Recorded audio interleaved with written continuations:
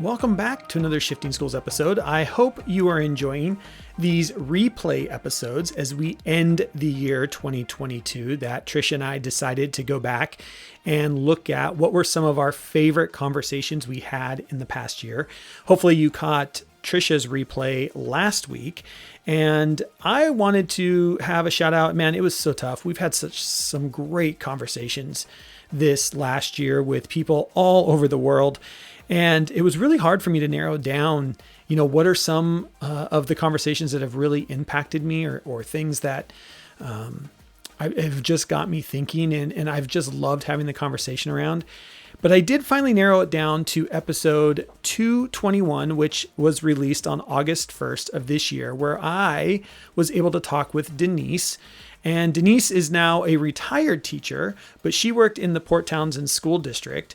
And she helped to create the Salish Coast Elementary Children's Film Festival.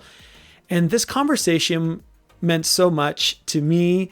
I've worked with Port Townsend School District in the past, to know that this is happening in my own backyard. And I think more than that, it's a great crossover of library and STEM and how we have students coming together to create real artifacts to share with the world. I'll make sure that in the show notes there's also the link to the Google site where you can see all of the students' film festivals, how Denise brought in kids from kindergarten through fifth grade, included the entire elementary school in this. And I think it's just anytime we get to talk with educators on what is actually happening with kids, it fuels my passion for why we do this, why we're educators in the first place. It was such a great conversation that I wanted to bring it back up. If you have not heard this one, please enjoy it. If you have heard this one, I hope you enjoy it again. And as we get ready for a new year here, that this maybe motivates you to try and think about how do we start leveraging some of this in our classroom. So without further ado, I hope you enjoy this replay of episode 221, released on August 1st of 2022 with Denise from the Salish Coast Elementary Children's Film Festival. And with that, on with the show. All right, welcome back to another episode of Shifting Our Schools. I'm so excited. I love it when teachers reach out to us and they're like, oh, do I have a project to share? And Denise, thank you so much for spending time with us today. That's exactly what happened. She reached out and said, hey, I've got to tell you about this project my kids did. So pumped about the project. I'm pumped that I was able to be a small part of it in some way. And I'm excited to get this out in front of more educators to just see what we can do with kids. So welcome to the podcast. Tell us a little bit about yourself and kind of your teaching career. Well, thank you for the invitation. Yeah, my name is Deniseaedan, and I'm the library STEM specialist at Salish Coast Elementary. And for 36 years, I have been a teacher. And most of my career, for 30 of those years, I was a math and science teacher. And I worked in the Bay Area, and I was a part of technology rollouts and things. And I retired to a little beautiful Victorian seaport, Port Townsend, and the local school district needed some help with some positions. And someone said, well, why don't you do this? And that was like 7 years ago. So I just really loved what I did. And this year was my last year of formal teaching, and I am retiring, but I had an amazing project that I just wanted to share and how that will live on in our school district. Awesome. So let's talk about this project, and we're going to have a link. One of the things that I love about this project is that it is public, that people can go and see the stuff that your students created, which to me is one of the hardest things. There's so many privacy things that we worry about, but when you make stuff public, and we'll talk about this, what is the motivation for kids and stuff? Well, let's get into this. The project is the 2022 SC Film Festival. How did this come to be? How did this idea come to you, Denise? Well, I went to the NCCE conference in 2017, and I got to see you do a project on visual literacy, which really opened my eyes to how we could present information and how best to share it. And then right afterwards, I got to see this amazing librarian, Todd Burleson, who was talking about a children's film festival you put together. And I had been asked to consider helping to build a library STEM program from the ground up. And I thought, wow, wouldn't this be amazing if we could have a convergence of storytelling and digital storytelling? And that's really where it started. And then how it got to be this particular film festival was our community partners were amazing. We had some granting agencies that believed in us and gave us the funding right away to be able to start. And then schools shut down. But our kids prior to that had been able to learn how to do the techniques of stop motion animation and how to use WeVideo as a video editor. And they just kept working on it, even though we were shut down. And so we kind of had a mini film festival where fifth graders presented at a climate summit. And they did it all on their own after the lessons that they'd had in the library. And they were able to pull it off, even though everybody was remote. Wow. And I thought to myself, when we are all able to be back together, what is it that we want to accomplish with this film festival? Because the kids' vision really opened my eyes to the possibility. And the idea was that it was a call to action. And how that came to be was because I had a big problem to solve during remote learning. My problem was I needed to be able to do storytelling and share that with my students and my families, but I didn't have a way to do it. I didn't have a sound studio, and I kept thinking, LeVar Burton, Reading Rainbow, that's what I really need to be able to do, but how am I going to possibly do that? And also, I was responsible for all the tech support at my school of 500. So it was like, how was I going to balance those things and make sure that families got what they needed? Because stories are so important. And I did some research because that's what I was before I was a teacher. I was a university researcher. So cool. And I found this local company in Seattle that does exactly that. And I don't know if you're aware of them. They're called Novel Effect. Okay. If you've never heard of them, it's pretty amazing. It's a free app. They also have different leveled plans, but basically what it is, it's an adaptive technology where you do a read aloud. You have the book in front of you or an ebook that you're reading, and it follows along and has a soundscape. It's got music and sound effects and character voices. And at the beginning of the pandemic, the entire thing was free and it was wide open. And I thought, this is what I need. And I did 100 digital read alouds. Wow. Using their app. Because I would do 3 a week and they would go out within our learning management system. And so they would only be shared through Seesaw or Google Classroom because we were very concerned about honoring the authors and the artists who made the books and not violating copyright. But they even had a way to do that at the Novel Effect app. They had a librarian who said, here's how you can do it. And I was like, all right, I'm all in. Awesome. So in the spring, about 6 weeks before school ended, I wrote them just to say thank you. Because I'm a big fan of saying, you know, it's like you did this and I want to reach out to you and say what a difference this made for me. And it turned out the person at the help desk that I'd written the thank you to happened to be the CEO, one of the CEOs of the company. Oh, wow. Was sitting there and he said, and he was appreciative of my thank you. And I was asking about what was next for Novel Effect because I'd heard they were going to do some things where students could do recording. And he says, would you like to be the first school? And I'm like, 6 weeks left in the school year. Do I dare say yes? But before I had a teacher, I said yes. And I knew the reason I did that was I had this wonderful teacher partner that I worked for 2 years before I became the library STEM specialist. She's just a wizard. I mean, and she was doing this amazing project with her kids, and she had remote first graders. So it was like, how could we combine what she was doing with them for science and all the different project-based learning? And they happened to be studying the life cycle of the salmon. So we got the idea that what Novel Effect asked us to do was to write an original ebook. Oh, and wow. They wrote it, they illustrated it, and they voiced it, working with a sound engineer the last 6 weeks of school. Wow. And first graders. First graders. Don't tell me kids can't do this stuff, you know? Exactly. And their teacher, who's just amazing, Dorothy Stengel, I have to give a big shout out to her. She was so brave to try this out. But she had seen what the read alouds I'd done, and she loved the idea that the kids' own voices would be heard in the story. Yeah. And they were so proud. And it got published as an ebook, and then it trended nationally. And so Wow. it's still on the app. So, I mean, the thing that was different was the kids chose that we had just been studying about Earth Day and the Lorax, and their idea was to speak for the salmon. And that's what really led to the Children's Film Festival, was the idea that kids could speak on behalf of these keynote species that are at risk. And so they were able to publish this book, and, you know, they got recognitions for doing that from the community. And I thought to myself, that should really be what the Children's Film Festival is about. It should be the students calling to action on behalf of the Salish Coast ecosystem. Awesome.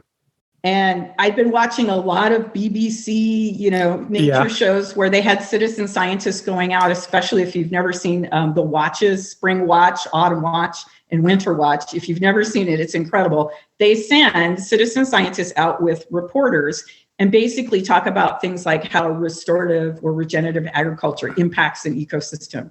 And they showcase these different programs that try to help, you know, the different aspects of the ecosystem to improve. And so I just thought, what if our citizen scientists did that? And so I went to our community partners and our teachers, because Port Townsend is a place-based education school district. We do a lot of project-based learning, and it's already embedded. So we had this huge project already for salmon that had been going on for over 20 years, where the kids would raise the salmon at school with a teacher and then release it at a local preserve. And we worked with the Jefferson Land Trust. And so when I reached out to them, they had wanted to expand. And so each of the different grade levels picked a keynote species in order to focus upon. So third grade chose birds, and they wanted to do what we'd already done with the salmon, but let's look at what impact is happening locally on birds, and how can we help them? So then it was like, how can we help, and how can we give voice to? And fourth grade did forests. They wanted to look at healthy ecosystems in forests. Sure. And then fifth grade did the Salish Sea. But then we didn't have anything for our kinders. But we started thinking about, I went to my kindergarten teachers, who are amazing, lights out crew. And I said, what are you guys interested in? And they said, well, we always start science in the garden. So our primary music teacher, we have two amazing music teachers, wrote an original song on behalf of beneficial pollinators. And they got to record it at a local sound studio. They mixed it all together. And then our fourth and fifth graders took footage of the kids dancing and singing in the garden on behalf of what you should do for beneficial pollinators. It was just magical. And so we sent it off we went and we did research to say, if we're going to support things like pollinators, everything was research-based. But what we did was we went to the Xerxes Society, and they had some things that said, if you're going to bring back pollinators, here's what you need to do. And that was the basis of the song. Oh, cool. So we sent it to them recently, and now they're going to feature it on their social media. They couldn't believe. Great. Yeah, I love it's like it just got to be this synergetic. It had its life of its own. Sure. Yeah. Where it's like, because it was the kids deciding what their call to action was, and no two classes or grade levels did it the same way. There was such creativity, and it was all based on what was important to the kids to give voice to. The thing I keep coming back to as I'm hearing you tell this story is the level of cognition for elementary kids at every level to put yourself, to give voice to. I love that you keep using that phrase, to give voice to the salmon, to give voice to the sea, to give voice to, like, when you have to, as a third grader, second grader, fifth grader, think like, right? That is, I can't even imagine how many standards that hits. First of all, like, it's just like, forget about standards. We're just covering everything. Yeah. But just this idea of putting yourself in someone else's shoes, whether that someone else is an eagle, a salmon, a forest, the water, like, that just gives me chills when I think about the impact of just that ability to do that with the kids.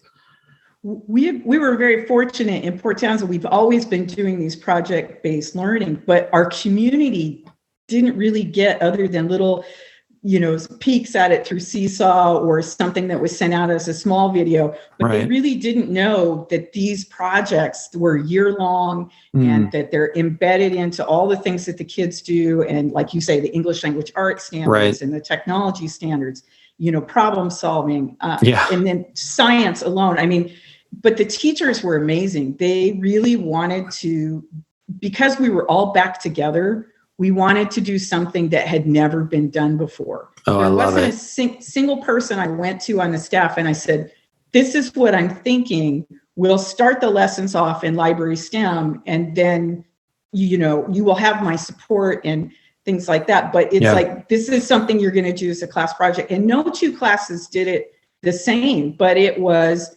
incredible. And I think one of the most defining moments was on the salmon project. If you see the video that's there, the students themselves, who were the last students to release salmon, were the ones who went as videographers. Oh, cool. So all that time had passed. Right. So then I had the idea of, why don't we have the students reflect on what they've learned, not only about the animal that they studied or featured and gave voice to, but what did you learn about working together, and what was the most challenging aspect, or what was the most interesting part? And it was just that part. There's these two students, one who had not been previously to release the salmon, and one who had gone, who was one of my first graders, who was now a fifth grader. Oh, wow. And I love what she said. She said, it was like little me was there, and I got to relive it again and see why it was so important and how engaged the students were. And I mean, she was talking like a teacher. It was beautiful. She was she saw how the first and second graders were all in on habitat restoration. And when you hear the reflections that the first and second graders themselves have, I thought that was a nice way to put it together, was to have the students, the youngest, who had never been, reflect on it, but then also have the students who served as the videographers and put all that incredible footage together in the most amazing rainstorm. I mean, they went and with all this equipment, and people were like, how can you send them with the iPads and the GoPros on their own? And I'm like, they know how to do this. This is their medium, and they are passionate about this. And I love it. They did an amazing job. And yeah, it's incredible. Rain soaked to the library, returned all the equipment, and they were just, they had such ownership of the project. And to me, that was what really made the difference, was they got to tell their story in their own way. And I think that was one of the big lessons about this, was allowing the creativity, where one class did a game show about, what do you know about birds? Another did a very poignant one about habitat loss and how that's impacting birds. It was just a phenomenal experience to watch all the different ways kids were going to share their thinking. I had a fifth grader who loved doing stop motion, who's like, I'm going to show people why they should do pollinator strips. And cool. She had the best time making it and putting it together, and used these stickers and moved them all around and put green screen them. I would have never thought of that. I mean, she had a vision, but it was like, how do I support the students' vision so that they can be successful with their creativity and their call to action? And that was really my role, was to be their guide and to help them when they got stuck, but really ask them, how do you want it to be? And what do you want the result to be? And it was incredible. Yeah. And again, most of all of these videos and stuff are public. We will make sure that the show notes, in the show notes, you will find links to the website where you can watch the videos. You can have your students watch the videos this year. That, again, I just love, when we share publicly where this goes. I want to break this down just a little bit, because it is a massive, huge project and undertaking. And one of the things you mentioned was the support of community partners. And we talk about this a lot, right? Getting the community involved. And it sounds like you already had a lot of those connections set up with the school, but can you talk about maybe like, were you able to go out and get new partners? How did those partners support you? What did that look like from the teacher side of trying to just get community support behind a massive project like this?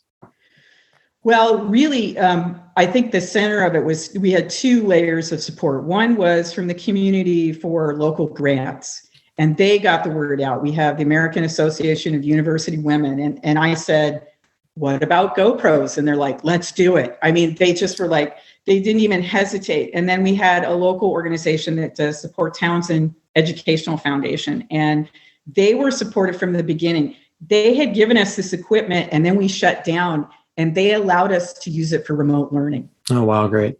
And so, I mean, it really saved us because we needed more equipment, and you couldn't order an iPad in the world at that point. Right. And so because we had written this grant and had it ahead of time, our kindergartners had a much better experience with remote learning than they would have otherwise. So there was that layer. But then they all talked to the community partners that we have. And one of the primary ones was Jefferson County Land Trust, the Jefferson Land Trust. And what they do, their organization, is to set aside land in perpetuity that is to support habitat restoration. So what's good for the farms is also good for the forests. And that's their mission. And they have a full-time biologist, Carrie Clendaniel, who I worked with. And so she was like, we've done this with salmon. And she was the person who worked with the other organizations like the Salmon Coalition locally. And so that it was like the hub of the wheel. And so that one organization, because they have all these other connections. Right. They've got the ties. Yeah. Right. And they also have the way to use social media. So they featured it. They sent it out in their newsletters, and they said, look at what these kids have done. And they featured Salmon School, the story, that the ebook first. And then the second one they did was how this new project that was based on this longstanding salmon restoration project, how they were doing the same thing with bird habitat restoration and long-term studies of birds, and just building it up to forests in the sea. And it was just like an amazing connection. We also had our own community volunteers who worked in our garden, parents and community members who like our gardening curriculum. And so they got all in because we had our pollinators. So it just was like bringing people together that were already there in place, but asking those what if questions. Like, what if we wanted to showcase all of these projects at once? And at first it was the idea we were going to have it, when we wrote the original grant, it was going to be in person and it was going to be small scale. You know, kids would show their stop motion animation to their parents, and we would have a great time, and then it would be over. But I had to rethink, how are we going to share this? So we had to make sure that every single person who appeared in the video, we had permission from their families. Same thing for interviewing kids to do reflection. Same thing for our community partners when they went out with scientists to do those kind of things, whether it was a still or a video image. We had to make sure that it maintained all those privacy requirements that we have. And how were the parents on that? Because parents, I find a lot of times that's like one of the biggest obstacles we find is just like, oh, I got to go get parent permission. But I also know that if you can put this out in front of parents and be like, we are creating this amazing stuff, your child is going to be featured on a video talking about salmon. Yeah. Did you find it easier to get permission? Well, what I did was I made sure that I knew who I had permission. So I had the entire database and I had access to that. Okay. And when I saw footage, and I didn't want to tell people, when you go out on the field trip, you can take a picture of this person, but not that. I wanted it to be organic and natural and creative. So when the footage came back and we looked at what the students wanted to use, because there was a tremendous amount. Yeah. But it was like, I said, okay, then we need to vet this and make sure. So that was my job, was to go through. I like that. And if we had someone that was in there that was this magic moment, what I would do is I would call their families and I would say, this is who I am, and they know me well. And I said, this is what we're thinking of doing. And they knew that I would send out with our administration team and our secretaries, we would do a monthly newsletter that would feature things in the library. And I would always make some kind of little movie, and people enjoyed them. And they're like, oh, if it's for library, that's fine. You can absolutely do it. And, so I kind of had that ability to say, this is something we'd like to do. But there were also families who chose, this is not what we want to do. And there are very good reasons why some students needed to remain private. Right. Absolutely. But our kids got really good at being videographers and shooting from a distance or from behind, or we talked about how can we make this happen so that everybody feels a part of it. But no, even if their face can't be there, it doesn't mean you can't see the back of their head or them bent over a stream taking a sample. Like, there's a million different ways to do it without having the child's face in it. Right. And I love that you're having those conversations with kids. There are reasons out there. we need to think about this as a videographer. These are things you think about. You need to be thinking about this while you're out there as well. I love that. Well, and then the other thing was, I also told them, I said, let's talk about, because in the middle of all of this, we went to masks were optional for all schools. Right. And so some people chose to mask and other people didn't. And I said, it doesn't matter if we're taking the videography mask or not. Let's just do this. And you'll see in the student reflection, some students chose to be masked when they were interviewed. Others chose not to be. And we wanted to make sure it was whatever they were comfortable with and whatever their family had asked them to do. We wanted to honor that, whatever the choice was. And there's one, the kids were funny because I like being behind the camera, but not so much in front. But there's this one little snippet where you get to see me where they're using GoPros and I'm wearing a mask and half of them aren't and half of them are. And it's like, we're just having the best time. It's irrelevant. It's right. Like, exactly. It's just, it's a something that happened at this particular time in this moment. And it's just a part of our experience. Yeah. And we're so focused on telling the story and we're so passionate about the project. We don't care. It's not that big of a deal. We're telling our story, whatever the circumstances might be. I love that. Hey folks, just a quick word from our show sponsor. We're excited to welcome Libsyn as a sponsor of the Shifting Our Schools podcast. We talk a lot about the power of podcasting and the different ways you can use podcasts with students, with colleagues, and with your larger school community. The biggest hurdle to overcome is finding a place to host your MP3 file, aka your podcast file. That's why we're excited to have Libsyn be a sponsor of the podcast. Our podcast has been on Libsyn for 4 years and we love it. Libsyn has everything you need to plan, launch, and grow your own podcast. Libsyn provides some of the best resources created by expert podcasters who will show you everything you need to know, like what equipment you should use, how to record great audio, how to get your show onto Apple Podcasts, Spotify, and other popular platforms, and much more. Plus, as a friend of Shifting Our Schools, when you sign up with Libsyn, you get your first month of podcast hosting for free. Summer is a great time to start dabbling with new technologies. And if you are thinking of starting a podcast this school year, you can now get started for free. There has never been a better time than right now for you to start podcasting. Visit libsyn.com and use the code FRIEND. That's FRIEND. That's Libsyn, LIBSYN.com, and use the code FRIEND, FRIEND, to get started and create your podcast today. For more details, please see the show notes. Thank you, Libsyn, for being a sponsor of this episode. And now, back to the show. For you personally, what was maybe your biggest learning or takeaway from this project? And you did this in your last year, you're retiring.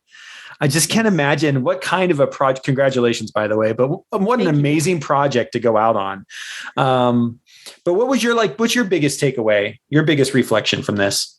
Well, my biggest reflection was just the power of students to be storytellers. I mean, there were many moments where it would have been easier for me as the adult to say, well, why don't you do this? Instead of I asking the question, it's like, how would you like it to be? It's a different question than why don't you do this? Oh, I love that. And so it was like, how do you envision it? How do you want it to be? And they would say, well, we feel like our sound levels aren't good here. And I said, well, let's try a directional microphone, or, so it's like whatever it was that they wanted to do, and being flexible regarding that and deadlines and things like that. So making a deadline, but realizing that, you might need more time. I actually have spent a good chunk of the summer working on a second ebook that's being published. The students who were in the class did an amazing bird poetry book. So it's illustrations, scientific facts, and a poem about birds from all around the world. And their call to action is poetry.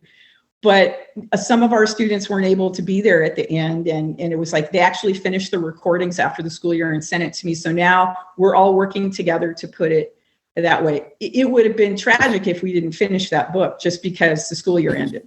Right. So for me, it's like I wanted to create something and build it from the ground up. And that was an amazing privilege. I really feel like my students are artists and I got to frame their art. Ooh, so I love that. Building the web page, it was really about let's take their art. Like they took so many amazing stills. I was like, we couldn't use all of them for the video. Yeah. But then I thought, well, what if we did rolling galleries? Because I was very well versed in Google Sites. I got to pilot them in my former district in the San Francisco Bay Area. And I thought, what if we featured their art? And then the kids did all these amazing art projects too. And so we went around and took pictures of the kids' art that was on the walls. And some of them are being featured, like the Jefferson Land Trust is going to use some of the art to wrap chocolate. They have permission from the artists.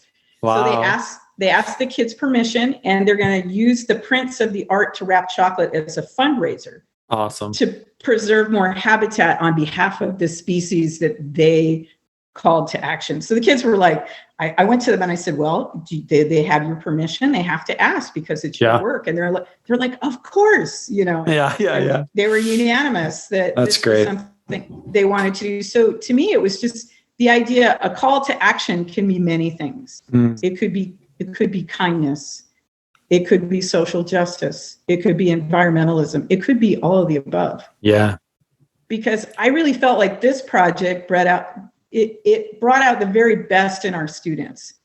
Their ability to take their curiosity and collaborate together and build something. And no one has ever done this that I'm aware of. I mean, there's been children's film festivals, but not one that was school-wide that I'm aware of. And where every grade level, including our kindergartners, got to participate. And to me, that was a beautiful project. What I wanted to do, because it wasn't really planned, my retirement, it was a function of my health. And so I needed to pause. But what I've done is I put together a shared drive for the next person. Cool. Who will be the keeper of the flame. Yeah. And I've also, because I'm here locally, let my superintendent know I'm more than happy, as requested, to mentor the new person. I love that. And again, I think I would ask that question like I asked the kids. It's like, how would you like it to be? Yeah, how would you like it to be? I love that. What do you think was the biggest impact on students? I think their sense of ownership. Because, I love that. They learned how to do it in library, and their teachers were so busy with all the responsibilities that they had that really they had to be able to do this independently. So when they went out on the adventurous tall ship, the schooner Adventurous, and they were exploring the Salish Sea, all that footage you saw was taken by students. Wow. Like 95% of what you see on that website, all the pictures were taken by students. There was one they told me to keep, and that was the one on pollinators, because it's my garden. And I used it to show them the potential of a call to action on behalf of pollinators. But I also used it with the granting agencies. So they saw that if you can show people through video, through digital storytelling, that what it is that's important, you can reach a wider audience, which they already understood. It was getting the grown-ups to understand that as well. And our faculty is so open to using technology, especially, they've all become experts because of what we need to do for remote and we're in a new place. I love it. It is, but it's like they saw the potential. And when I said, can I send 5th graders or 4th graders with you on a field trip to be videographers? They're like, of course. Yeah. And there was no hesitation. And it was like, oh, well, we're going to send GoPros out on the Adventurous, or we're going to do this. And they're like, absolutely. And the kids did an amazing job and took great care with everything that they did. And they were so thoughtful about it. And I think the big thing for me was their ability to reflect on their own practice. Yeah. And what it is that they wanted to accomplish, and if, what were the challenges that they faced and they overcame. And just two of my students came and asked me to write a letter of recommendation because they're applying for Associated Student Body because they're moving on from 5th grade to middle school. And they said, may we take this as part of our portfolio? Oh, wow. So the idea that a 5th grader would be thinking, I want to be on Associated Student Body member as a 6th grader, but let me show you what I can do. That's right. Let me show you the cool work I could do with a video camera. Look at the stories I can tell. That's right. And they're all like, well, are you going to get GoPros for the other schools? And so it's like one of the things I've talked about with our superintendent, who's very supportive of this project. I spoke with Dr. Linda Rosemary, and I said, what's next for this? And that's what we're trying to figure out, is like, we have so many of these projects that could be featured in this way. Yeah. And it was a privilege to be able to frame their art. And I hope that that's something that other people will hear about and want to do the same for their students, whether it's on a small scale or a large scale. We started small, but I mean, it just was one of those things where the students really all wanted to participate, and no two grade levels did it the same. Some classes, it was a whole class. Every single person had a part in writing a script or editing or doing sound engineering. Another class, it might be a group of interested students who wanted to do it, who were basing it on another project. We had students who made, one of my favorite ones was third graders made a flyer with a Q&R code embedded that had their video call to action. I love it.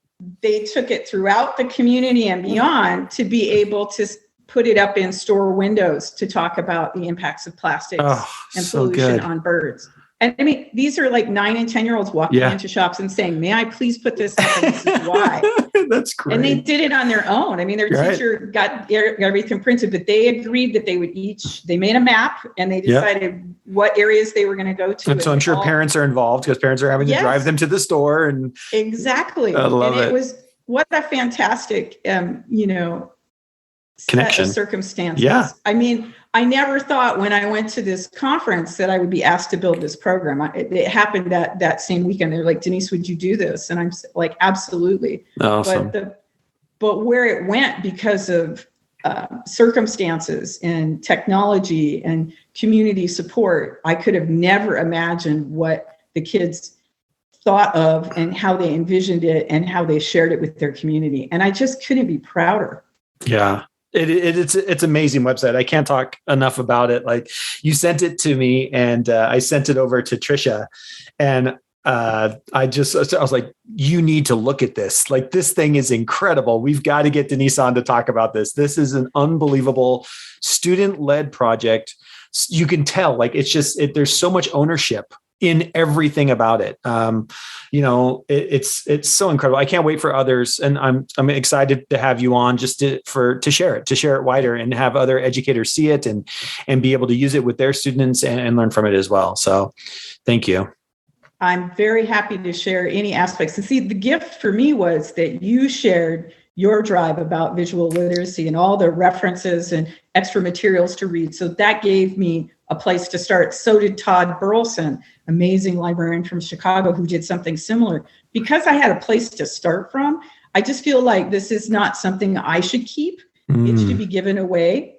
Yeah. And, the kids' art should be shared with the world, and we're just sending it out. And every time we send it to a new community partner, it's like, the Xerxes Society was like, oh my goodness, we now have a pollinator song to put on our, our Twitter, and they're like, do we have permission to share this? And we do. We made sure that everything that we posted there. And then the other thing was, how could it stay there in perpetuity when another person moves on? Right. Yeah. That becomes the issue, right? Yeah. Yes. So but we can think through that stuff, right? That's the adult stuff. We can think through that stuff. There's a million ways to do it. You just have to think through it, but we can keep it there regardless of teachers coming and going. The district decides to change the website. Like, we can work that part out. That literally is the easiest part of the entire program. It's something you have to think about, but that's a logistical technology thing that we can do for sure.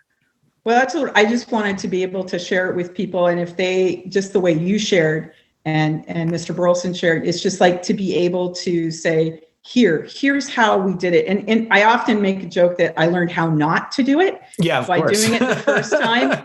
So I had a huge learning curve, but it was beautiful. And when we put the webpage together, that's what I tried to remember, was to keep it simple and let the pictures, the images, and then the narration. We talked about that with the students, and they were like, this is why we do all these lessons together this way. And they saw what I had been doing, and then they took it their own direction about how they were going to get. And I think their favorite moment too is that they were going to get to tell the grown-ups that they needed to do better. Yeah, of course. Yeah. So you need to do better. This isn't up to our par. Your audio's off.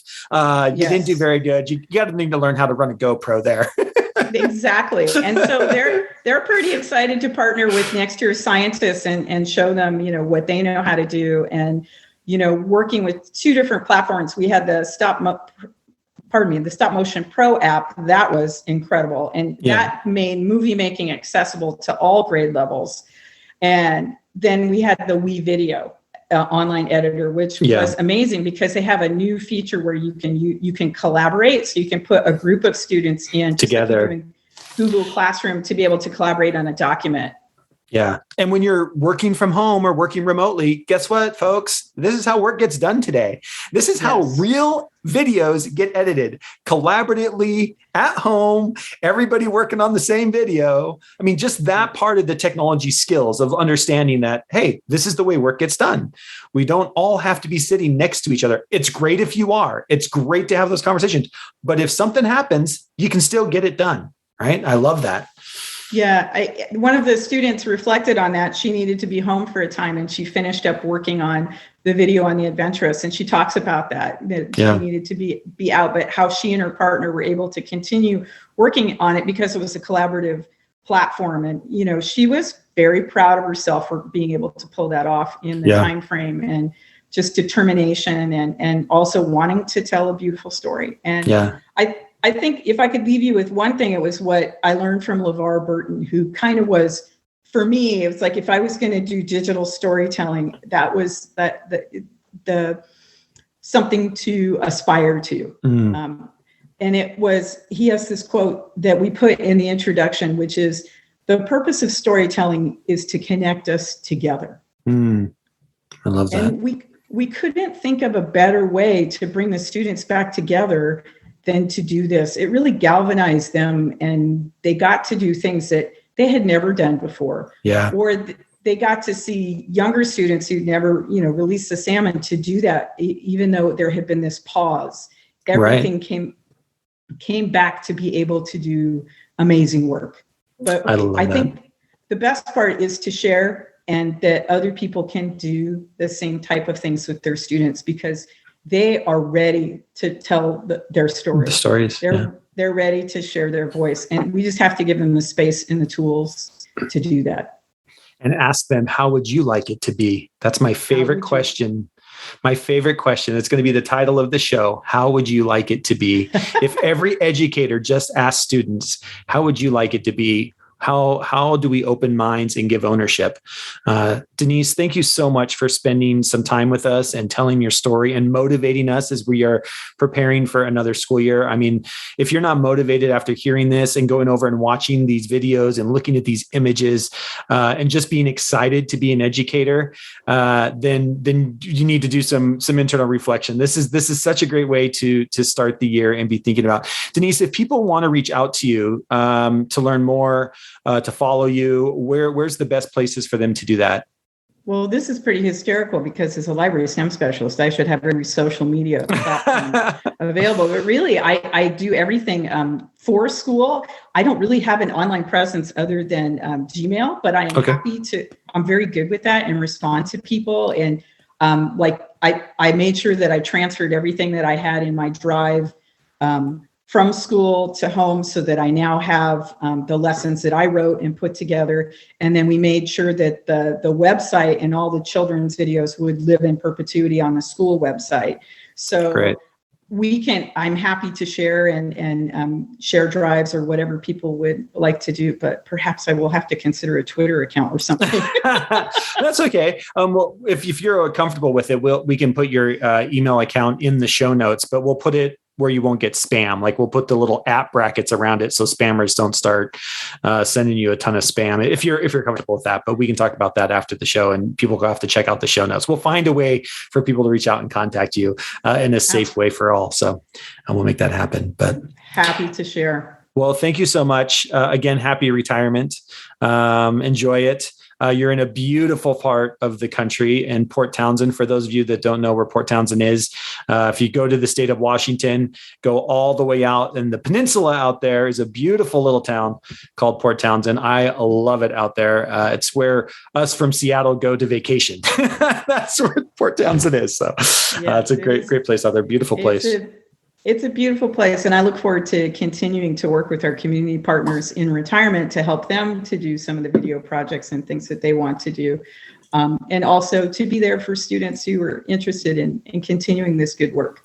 Yeah, I have no hesitations to thinking that you're not just going to go away anytime soon. You're going to be around this. I can tell you are very passionate, and it's great to have you, Denise. Thank you so much for spending some time with us today and sharing your project. Thank you for your time and your expertise. We hope you've enjoyed this episode of Shifting Our Schools. If you found this episode helpful or inspiring, please make sure to subscribe and leave the team a 5-star rating. If you want to learn more about the Shifting Schools team or download our free resources, head over to shiftingschools.com to see what's on offer now.